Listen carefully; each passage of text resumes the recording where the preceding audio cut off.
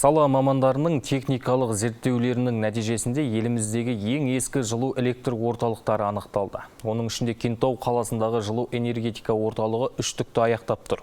70 жыл бұрын орнатылған негізгі жабдықтар 30 жыл бойы жөндеу көрмеген. Соның салдарынан мұндағы қазандықтардың әбден тозығы жетіп, 92%-ға ескіріп тұр. Қыс түссе тұрғындар пәтерлерін жылыта алмай әуре болады. Осыған орай энергетика министрі Алмасадам Сәтқалиев Кентауға арнайы келді.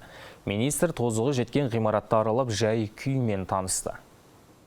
Туда паропровод не думали? Пока, они вот спрашивают, запрос сделали. Может, протяженность большая?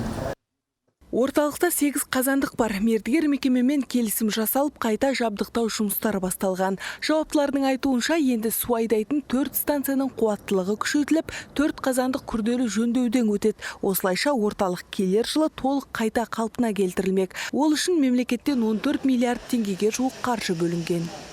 Жалпы қолдау бар министрлік тарапынан. Біз қазір таңда жұмыстарды бастаймыз. Сонымен қатар қазандықтарды газға ауыстыру жұмыстарын қазір қарастырып жатырмыз.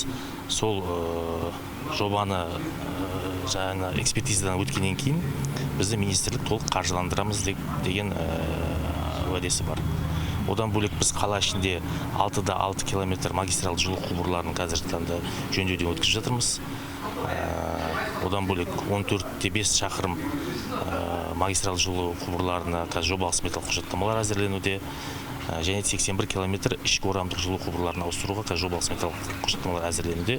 Сол жұмыстарды толық келесі жылдың соңына шейін, 24 жылдың соңына шейін аяқтап бітіргеннен кейін біздің Кентау қаласы сапалы жылумен қамтамасыз етіледі толық.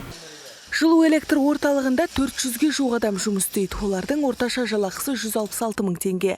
Алайда министр еңбекақы мөлшері тым аз екенін айтып, мамандардың айлығын көтеруге баса назар аударуды тапсырды. Строительную часть они, конечно, хорошо, шикарно делают. Да, там часть нету. Просто это специализированные сварщики. Дипломированные сварщики у них готовые есть. А есть, да? Да. Кентаудағы жылу энергетика орталығы 15 мың абонентті жылумен қамтамасыз етіп отыр. Оның 350-ге жуығы көп қабатты пәтерлер болса, 2295-і жеке тұрғын үй. Энергетика министрі халыққа қаған қыста жылусыз қалмау үшін әзірден қамдану қажеттігін баса айтты. Айдана Дүйсенбаева, Әділбек Сұлтанхан, Түркістан 24.